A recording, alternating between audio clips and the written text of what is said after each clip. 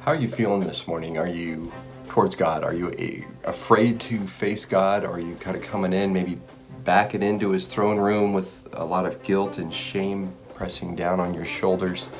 Maybe afraid to face him. And I said the idea that God has been showing me recently is coming to him, facing him, looking him in the eyes, so to speak, instead of shamefully approaching him.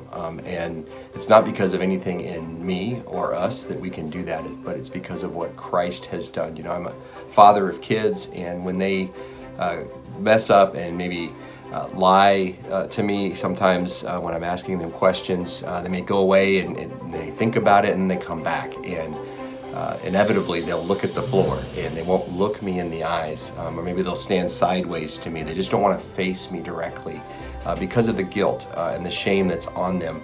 And I always want them to face me. I always want to look them in the eye.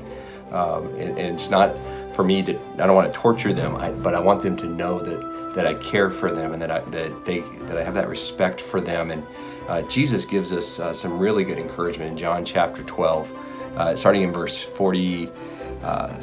It says, "If anyone hears my words and does not keep them, I do not judge them, for I did not come to judge the world, but to save the world. The one who rejects me and does not receive my words has a judge. The word that I have spoken will judge him on the last day." And in verse 46 says, "I have come into the world as a light so that whomever believes in me may not remain in darkness."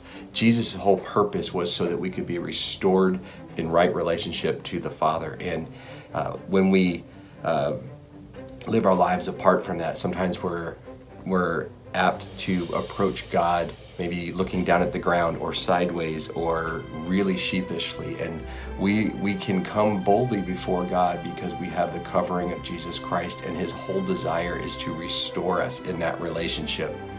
Yes, we need to come, we need to confess what is on our hearts, and we need to make that relationship right with God. But Jesus came so that we could have that restoration. So I want to encourage you today that if you haven't spent time with God, because maybe you're not sure that he wants to spend time with you, I want to encourage you strongly that that's his biggest desire, is for you to take some time to come, to look him in the eyes, and to have a conversation. And so you can talk about all of the things that are on your heart. So I want to encourage you to do that today, to face God directly, look him in the eyes, and have that conversation. Have a great day.